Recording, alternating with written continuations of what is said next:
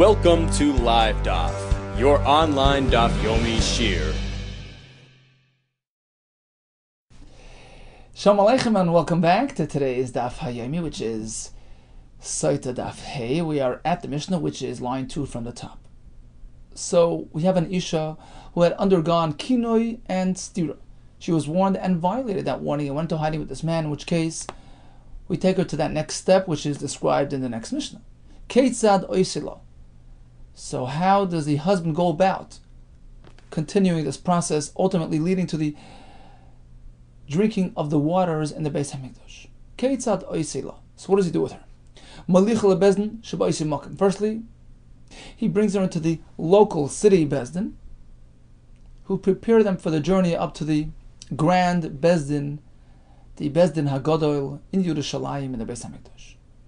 U'moisrin lo yishnei talmidei chachamim. They appoint two talmidei chachamim to escort them on their trip. Why do we need two people? Two talmidei chachamim to keep eye on them. Shema yavoi aleha badarach. Because, as we know, this Isha is now forbidden to her husband as married.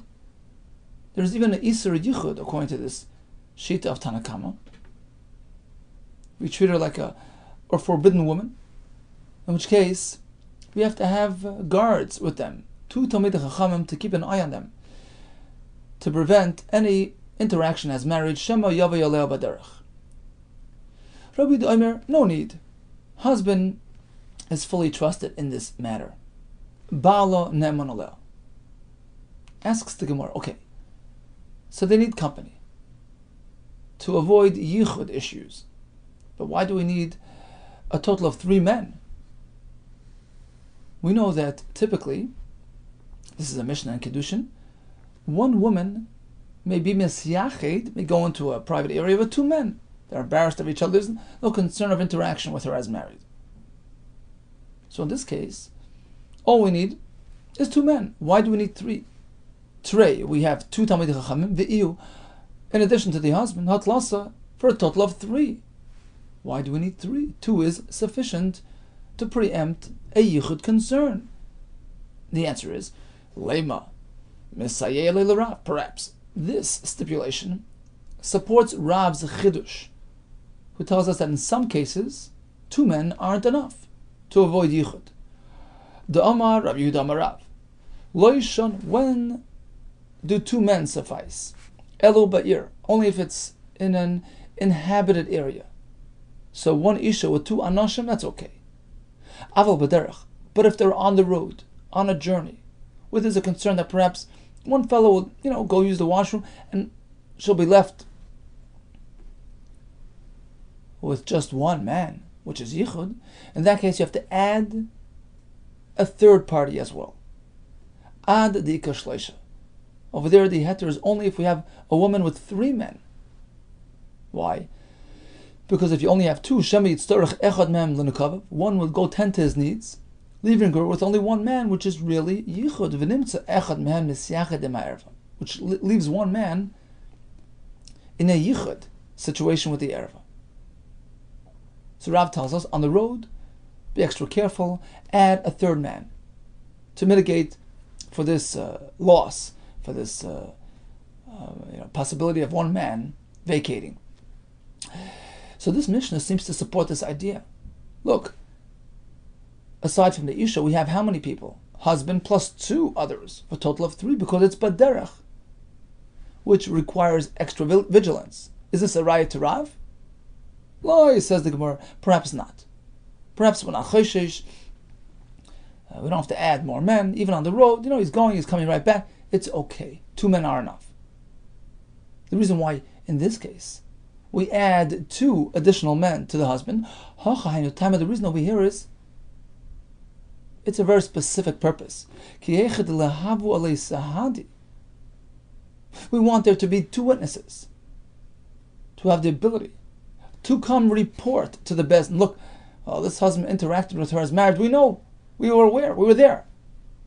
In which case, bezdin will now cancel the procedure. No more meisait.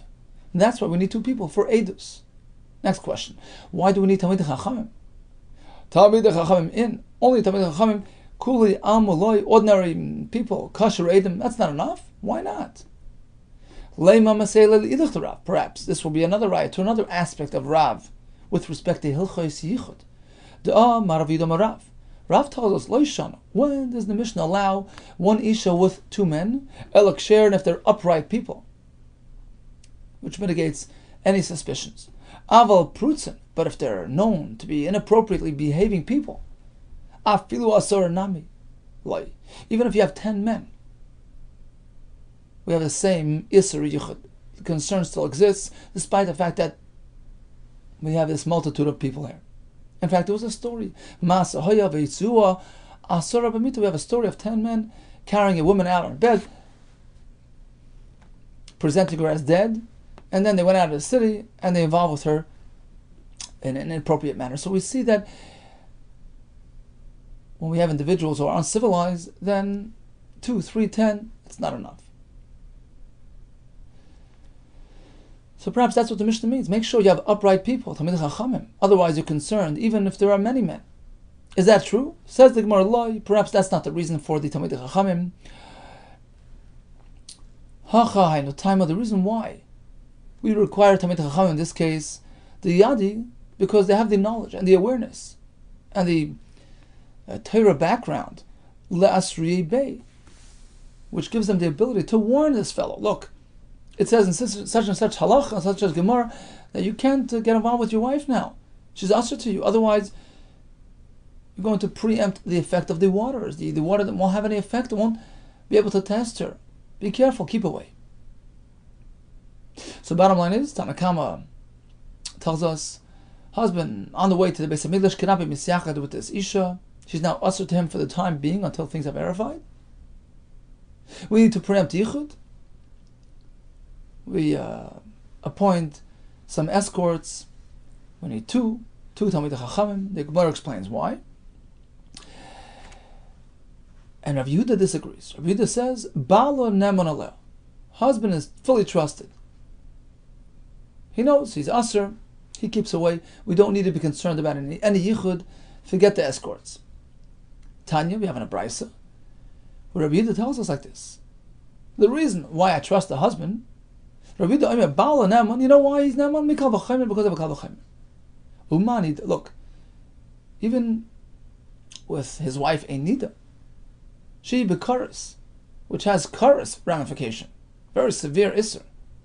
Still, is a husband to be trusted? Of course. Baal Neman Aleh. Certainly a SOTAH, which is a lesser isser. It's only a lav, she belav. Like Hoshkein. Wouldn't you think that a husband could be trusted? He's trusted with karis, of course with lav.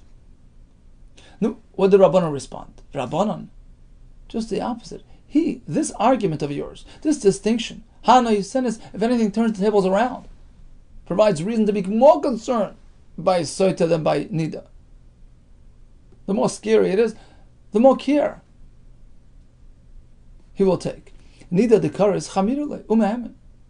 By Nida, because it's so severe, it's so stringent, it's karis. Of course, he's careful, and he can be trusted. As opposed to the SOTAH, the lav, it's just a lav. Perhaps he won't take it as seriously. And therefore you cannot trust him. So if anything, your svara can be flipped around and make it more difficult for us to trust him by the SOTAH. Okay, so that was their discussion. Rabbi Yehuda had a Kal v'chaymer, which the Chachamim challenged. Asked the Gemara. For Rabbi Yehuda Kal v'chaymer ma'isla, Rabbi Yehuda's leniency, Rabbi Yehuda's trusting the husband, is in fact based on the Kal v'chaymer, as we just said. For Rabbi Yehuda mikroi ma'isla, we find in the next brisa that in fact Rabbi Yehuda's sources his din of trusting the husband on a pasuk, the Sanya. Pasuk says, who brings the Isha to Bezdin? Vehevi ha'ish is ishta ela kohen. What do we see from here? Why is the Torah, specifying that the husband brings her? What's the difference? Who brings her? We learn from here that minat Torah, ha'ish maybe is ishta. If you look simply at the psukim, it's clear that a husband could be the one bringing her. There's no concern of a yichud, we trust him. Aval Omar Chachamim were very concerned, and they said, no, don't take any chances. Moisrunoi We hand over the chachamim to prevent any yichud situation, to prevent any impropriety. Shema yavai levaderech. So Tanakama holds that in Torah there is no isur yichud by a SOTAH. Husband has believed. With the Rabbanan we are concerned, we preempt the yichud. Rabbi Yossi Eimer, no, husband is fully believed. Balo neman aleh mekal v'chemer. Based on mekal v'chemer, umani doshi bikares. Balo neman aleh. We find that a husband is believed by a isha nida, despite the fact that there's chorus involved. SOTAH she belav. Certainly the SOTAH, which is merely a lav like koshkin, wouldn't you think that he's believed? Armulai. Chachamim responded to this kal v'chemer with a bit of a different challenge than before. Loi, perhaps there is room to refute this line of reasoning. Im amart benida. Sheken yesh laheter. Perhaps the reason why a husband is believed by a nida, it's because it's just a temporary, short-lived isser. A couple of days shall be mutter. So he's not as drawn to it. As opposed to the SOTAH situation, which could be a forever isser, if it turns out that she sinned. So perhaps he's more enticed to be involved with her. In fact, the pasuk says, stolen waters taste sweet. Something which is asur to a person is more enticing. So Rabbi Yehuda's shita is, husband is believed, it's based on Kal V'chemer, which the Chachamim disagreed with and challenged. Rabbi Yehuda Eimer min haTorah ha'ish mevies ishtei lakohen. Once again, Rabbi Yehuda comes back and says, you should know the Torah trusts a husband. Shenamar behavies ha'ish es ishtei. The same pasuk we mentioned before. The Torah clearly specifies and allows the husband to bring her on his own. End of Brisa. Question. In this most recent Brisa, Rabbi Yehuda trusts the Baal because of the pasuk, whereas in the previous Brisa, he trusts him because of the Kal V'chemer. Why do we need a Kal V'chemer once we have a pasuk? Answers the Gemara. His argument, his position was presented in stages. Initially, in fact, Rabbi Yehuda based his reasoning on the Kal V'chemer. But then when the Chacham negated the Kal V'chemer, as we explained before, v'hada amarlu kra, and that's why he came back and presented the pasuk, which is irrefutable. So now we have this second brisa where the Tanakama says, well, min haTorah, husband is believed. Pasuk says so. But with the Rabbanan we're concerned, we don't take any chances. Rabbi Yehuda says he's believed because he's believed because of the Kal V'chemer. And the Chachamim disagreed with the Kal V'chemer. No, there's an isur yichud. And Rabbi Yehuda comes back and says, min haTorah she's believed because of he's trusted because of the pasuk. Well, isn't Rabbi Yehuda saying over exactly as the Tanakama said? Min haTorah there's no issue of yichud. Husband is believed because of the pasuk. Rabbi Yehuda, haynu Tanakama. Isn't he repeating the Tanakama shita? Where's the three shitas here? Any difference between Tanakama and Rabbi Yehuda? There's one difference. Midrabanan ike binayu aval amru. Tanakama comes back and says, look, true, min haTorah, husband is believed. Aval amru, but midrabanan, we don't take any chances. We insist on having other people around. So Tanakama holds, midrabanan we're machmir, whereas Rabbi Yehuda says, it's totally mutter, there's no reason to be stringent, and take extra precautions. So bottom line is, the husband will take the isha to the Bezdin HaGadol. Is there an isur yichud? We know they can't interact as married. What about going together on that trip? So one shita says there's isur yichud, midaraisa. It would seem so from the fact that they totally negated the pasuk. It's asur isur yichud. They negated the Kal V'chemer, so apparently there's a regular isur yichud. Whereas Tanakama says, min haTorah there's no isur yichud, it's only with the Rabbanan. And Rabbi Yehuda says, well, even with the Rabbanan there's no concerns. Continues the Mishnah. Okay, so we're up in the Grand Bezdin Yerushalayim. What now?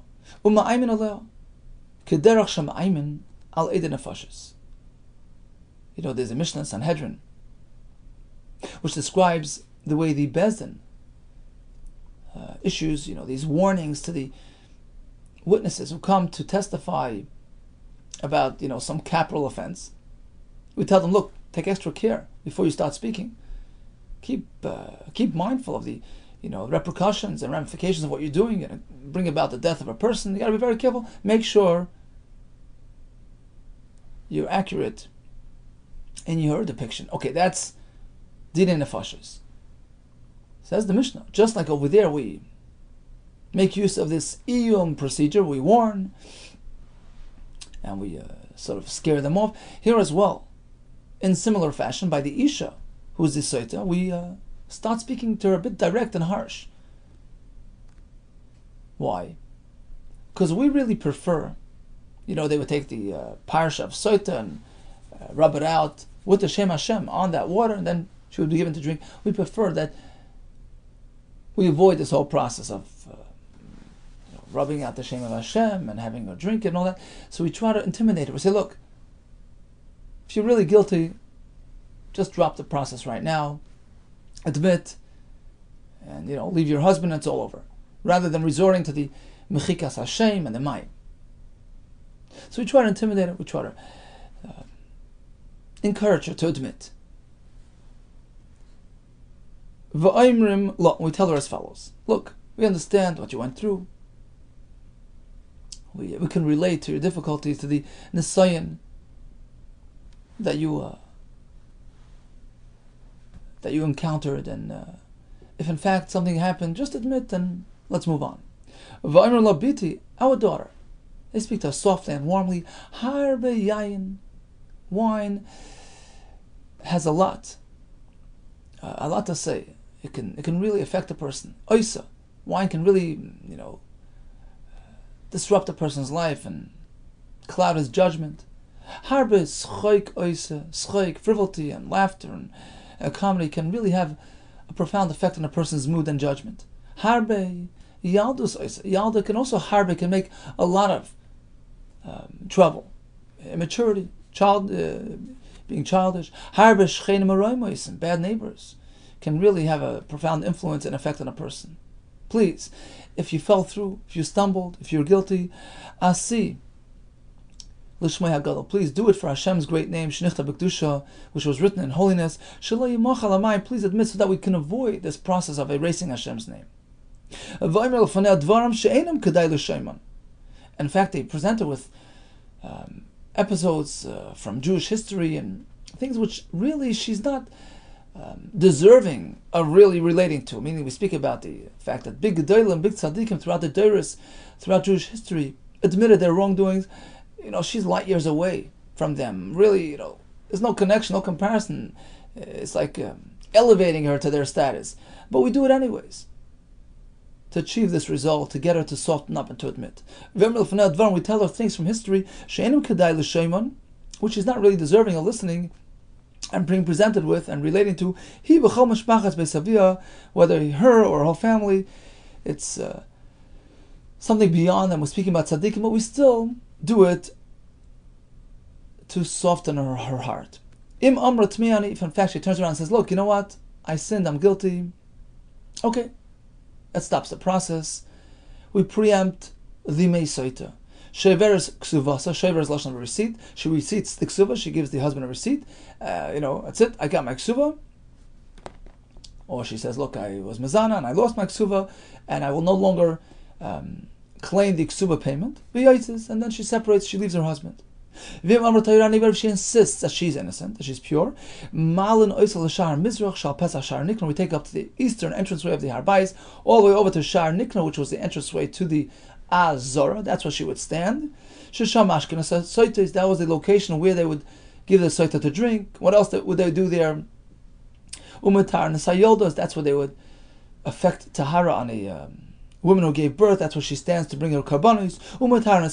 That's where the mitzvah stands when he brings his carbon, because the entranceway, the Shar Nikno entranceway, was not kaddish, so they can stand there and observe their karbanos and be given the mei soita to drink. The kohen takes a firm grab of her clothing, Rashi says at the neck hole area. Im nikru, im niframu, so he grabs a collar. If the beg tore a bit, big deal. Im niframu, if it really tore deeply, more profoundly, doesn't matter. He grabs it roughly and it starts tearing and ripping apart. Achu magalas liba, until her heart gets revealed and exposed. V'seisa sa'ara, and in fact he disrupts her hairdo. Rabbi Yehuda Omer, im haya liba no lo haya magaleo, if she had a pleasant looking goof, if her lave was nice, he would not expose it. Maya sara no lo haya, likewise with her hair. If it would be attractive, he wouldn't uncover it, take off the hair covering and disrupt it. She was wearing nice white-looking clothing. He would dress her in black. She was wearing all types of adornments, chokers and zamim, earrings and nose rings, taboyas and rings. Will remove all these adornments in order to make her look less attractive. Mitzri brings a rope made of palm branches, and he ties up the clothing above the breast area so that it stays up. Whoever wants to witness the scene could come and watch. Except for her close people, her slaves and maidservants, because those will actually add to her feeling of pride and confidence, and she'll have a hard time admitting that she's guilty. She's familiar with them, and she'll get emotional support, which will make it harder for her to admit and to walk away. In fact, all women could come and see her and watch the procedure.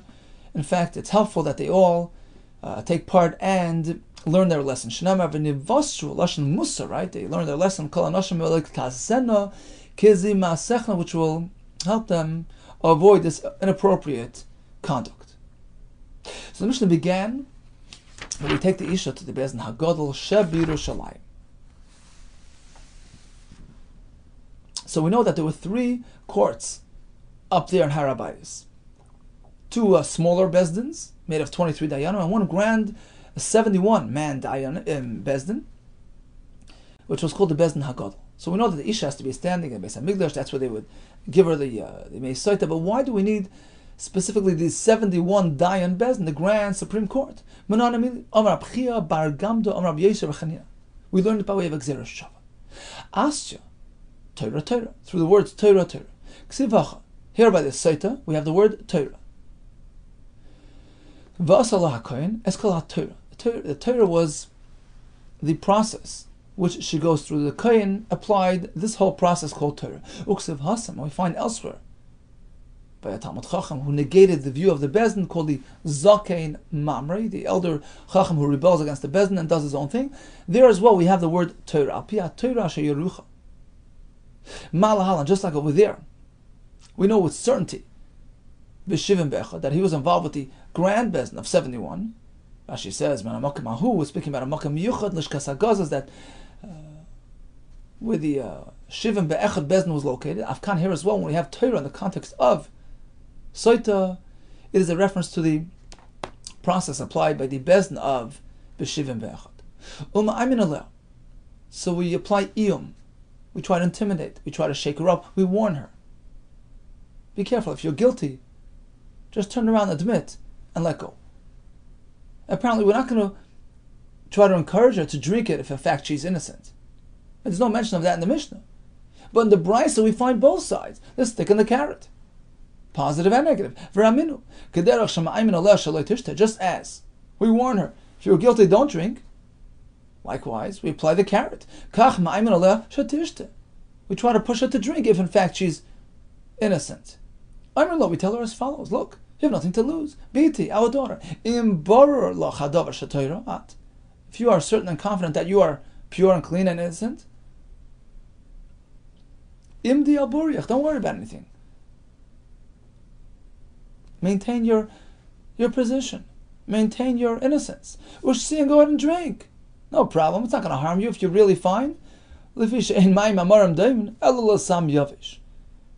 what the Mayim Amarim are compared to? A dry medicine, which is sitting on a person's, flesh.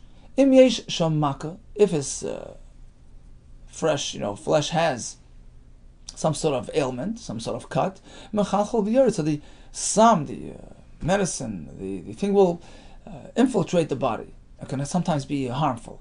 Ein shom makor, if there's nothing there, it's just totally closed up, the skin is totally sealed, it's not going to do anything to you, it's not going to get in. Ein moil klum, no harm will be done. If you're pure, if you're innocent, don't worry about drinking it. In fact, you can benefit from the experience. Pasuk says, v'niksa, v'nizra zara, health will improve, etc. Says the Gemara loy kasha. The answer is very simple. It depends at which point we're holding. Kan koydem shenim chamagila. The first price. The Mishnah, where we discourage her, is speaking before they rubbed out the Megillah. Here we're trying to prevent it from happening. We tell, look, if you're guilty, please don't put us through this. So there the default position is, we're going to proceed. Prepare the water and give it to her to drink. So we're trying to avoid that. Tell her, look, if you sinned, stop it right here. But here in the Brisa, kan la'achar. Here we're speaking after the fact. It's already prepared. Here the concern is that perhaps she'll be intimidated. And I want to drink that water and remain asur, and the whole thing will be just a waste. So here we have to try to encourage her to drink. Once it's ready, it's prepared, let's go, drink it. So if you're tar, don't worry, nothing to worry about. And that explains the difference between the Mishnah and the Brisa. The Mishnah continues, Vaymer lefanea. How do we try to cajole her? We refer to examples throughout Jewish history where there were great men who strayed, who committed wrongdoings, and they were rectified. They admitted, they were moida, and did teshuvah. Tanu Rabban, Omer lefanea dvarim shel haggadah u'ma'asim she'iru b'ksuvim u'rishonim. So firstly we relate to her divrei haggadah, divrei musar, to encourage her. And also the ma'asim she'iru, which occurred way back in history, b'ksuvim u'rishonim, as recorded in the earlier writings. Keep going. So what's an example of haggadah? We have a pasuk in Eiv. You're not the first one. Asher chachamim yagidu v'lo yichadu ma'avoisam. A great person, a wise man, lays it all out. Don't try to pretend. Don't conceal, don't hide. Just admit and be straightforward. Yagidu, they spoke forth and did not hide it. Me'avoisam, from their ancestors. And we have examples as such. Yehuda, the tzaddik Yehuda, one of the Shvatim. Yehuda haida v'lo boish. He admitted without embarrassment. He was not embarrassed to admit his wrongdoing with his involvement with Tamar. And what happened? He only gained from it Mayo Yosefah. What was his ultimate result? Nachal Chaya Olam Haba. He inherited Olam Haba. Reuven as well. Haida v'lo boish. He admitted to what he did wrong by getting involved in his father's affairs. Haida v'lo boish. My Haya Seifai. What did he achieve? Nachal Chaya Olam Haba. He inherited Olam Haba. Umaschoran. And what was their reward? What do you mean maschoran? Kedamrina, we just explained. Olam Haba. Ela maschoran be Olam Hazeh. What did they get in this world? The answer is Lahem levadam nitna haaretz v'lo yovar zar b'soichem. Rashi explains, Lahem levadam nitna haaretz. They inherited the Aretz. He says Yehuda was zeicha to malchus, to kingship for himself and his descendants, as a result of being moida, of stepping forth and saying, look, I'm the guilty one. I take responsibility, which is a sign of leadership, a sign of malchus. He was zeicha to malchus because of that. And Reuven was zeicha to get the early portion in Eretz Yisrael, the other side of the Yarden. So there was zeicha in this world as well. V'lo zar b'seichem, says Rashi, based on a medrash, that the brachas that Moshe Rabbeinu gave the Shvatim, right? So it went from Reuven to Yehuda. There was a connection between the two, so they were connected. They're in the same boat, so to speak, on the same level. So Yehuda and Reuven were both moida. They were bound together, and they got schar in this world and eternally. Asks the Gemara, where do we find this admission? Where did this happen? Bishlema Yehuda Ashichan the Oidi. We certainly find the psukim that Yehuda was Maida. The Chsiv Vayakir Yehuda Vayomer Tzad Kamimeni, he admitted to his involvement with Tamar. El Reuven Minal and Da'id, where do we find the Reuven admitted to his wrongdoing? The answer is the Amar Rab Shmuel Bar Nachmani. We figure it out sort of through the back door. The Amar Shmuel Bar Nachmani Rabbi Yehuda. My Dechsiv. What does the pasuk mean? Yechiru Reuven Val Yamis. This is in Parshas V'Zois HaBrocha. Moshe Rabbeinu asks that Reuven should live and not die, and then it says V'Zois LiYehuda, which is unique, going from one sheva to the other. Reuven and V'Zois LiYehuda, and this should be for Yehuda. What's the connection? What's the correlation? It seems to be describing some sort of continuous event, connecting one to the other. All throughout Klal Yisrael's journey through the desert, Yehuda's bones were rattling, were not settled in the coffin. Until Moshe Rabbeinu got up and davened for him. He turns to Hashem. Who facilitated Reuven's admission? Yehuda. When Yehuda admitted to what he did, right away, Reuven got up and says, you know what, I also did something wrong. I got involved in Yaakov Avinu's marital affairs. V'zoisli Yehuda. And if Yehuda brought about Reuven's teshuvah, why is Yehuda deserving of this? His bones are megulgul ba'aron, it's not settled, it's not the way it should be. Miyad, immediately, Shema Hashem called Yehuda. So Hashem listened to Yehuda's request, and Hashem rectified the situation. Al Evrei Le Shafa. His limbs, his bones went back into their sockets, and now he was uniform, he was one unit. But up in Shemayim, there's a yeshiva Shalmala, where they sit and learn Torah. Yehuda could not gain entry into that yeshiva. They wouldn't admit him to the heavenly court, the heavenly yeshiva. So Moshe Rabbeinu proceeded further to ask for that as well. Bring him into his community. Okay, he was accepted into the yeshiva. But he still had difficulty with the give and take, getting involved in the actual learning process. Bahadi Rabbanon with the other Chachamim in Shamayim. So Moshe Rabbeinu continues, Yodav Rav Lai, Yodayim is Loshna Milchama. He should have the ability to interact in learning with the other Chachamim. Okay, so that happened. But he was still missing something, ultimate clarity in learning. His learning would not conclude with clarity and halacha, meaning that his word should be accepted and absorbed by the other Chachamim. Pasuk continues, which indicates that he had the ability to learn properly, to conclude, to present his conclusions and be accepted. Him and his learning should be accepted amongst the masses in Shamayim. So we find that Yehuda was Moida, which led to Reuven's Haidah. Asks the Gemara, Bishlam Yehuda Da'iti. I understand why Yehuda had to admit, despite the fact that he's publicizing a sin, which isn't really something we recommend, but here, it was of utmost importance, it was critical. Tamar said, Tamar shouldn't be put to death, shouldn't be burnt. So that's understood. But why did Reuven admit to his wrongdoing? You're not supposed to just publicize Averis. Yid who just publicizes wrongdoing and makes it real and doable, so to speak. Don't publicize, keep it under wraps. You're not meant to make it public. It's chatzif, it's inappropriate. So why did he do it? The reason was so that Yaakov doesn't suspect his brothers. So he stepped forward and he says, look, it's me. So we use all this to try to convince this Isha here, look, times were tough. You succumbed perhaps. Be Maida so we can cut the process right here. So now if she admits, if these words had their effect and she admits, so that's it. We shut down the process. She writes a shoivar, a receipt, absolving her husband of the ksuba payment. Shamas minokos and shoivar, we can learn from here that a shoivar is meant to be written. to absolve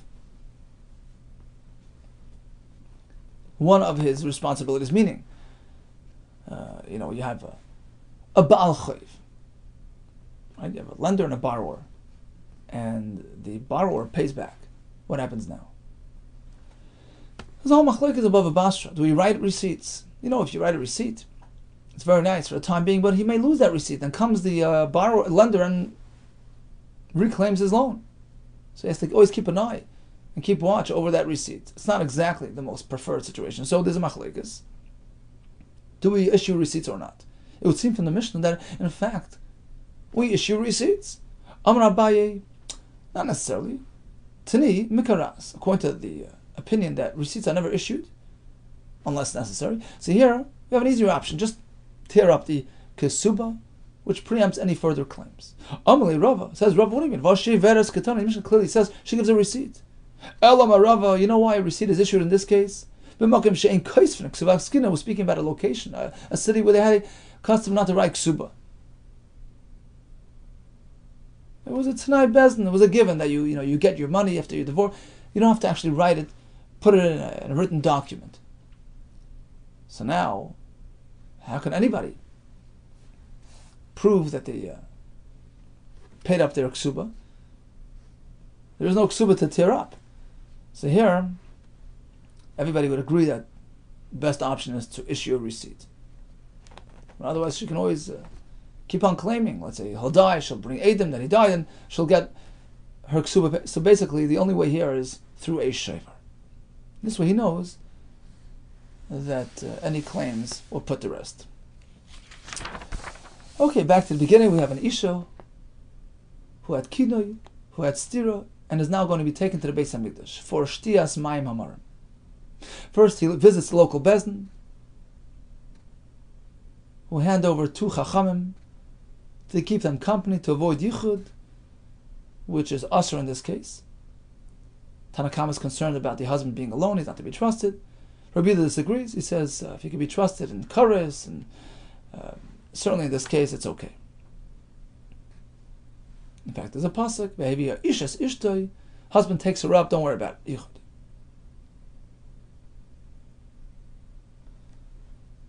So, according to Rabbi Yehuda, Yichud would be mutter, and we're not concerned about any further interaction. Okay, they arrive at the Beis HaMikdash, and before they prepare the water, they try to intimidate her, try to discourage her. Please, look what happened to big tzaddikim. It wasn't below their dignity to admit. They weren't prideful enough.